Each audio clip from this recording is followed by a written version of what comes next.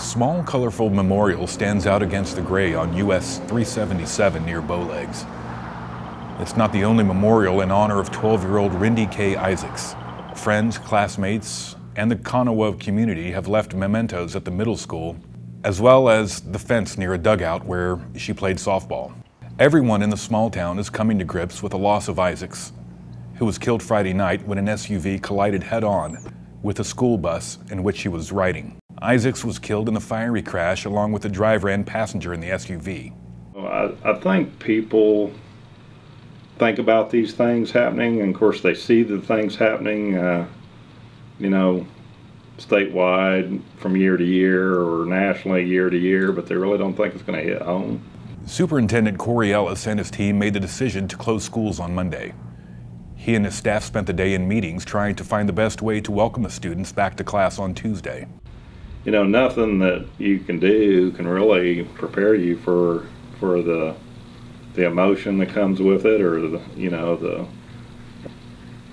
amount of grief that comes with it. We'll have crisis managers and counselors on scene to help in the event that staff members or students need any assistance. The bus was carrying members of the Konawa Middle School softball team returning home from a game in Okima. The softball coach, Joseph Scoggins, was driving the bus when he tried to avoid the SUV by swerving. Scoggins, along with 5 children, were taken to area hospitals, treated and released. You know, it's an administrator's worst nightmare, something like this. It's something I pray for every year, that that the protection of my students and staff be at the utmost, Oklahomans from outside Konawa have reached out in hopes of supporting the community. I've just been totally amazed and overwhelmed by the amount of support from Oklahoma as a community.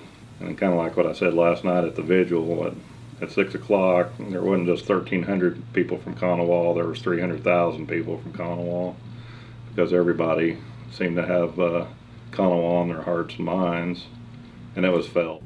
Funeral services for Rindy K. Isaacs will be held on Friday morning at the Konawa Public School Performing Arts Center. The driver of the SUV, John Tallbear, had recently been charged with drunken driving. Tallbear had been arrested twice since June.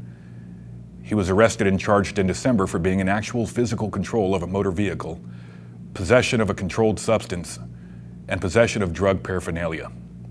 Tallbear was charged in late February with driving under the influence and driving with a revoked license.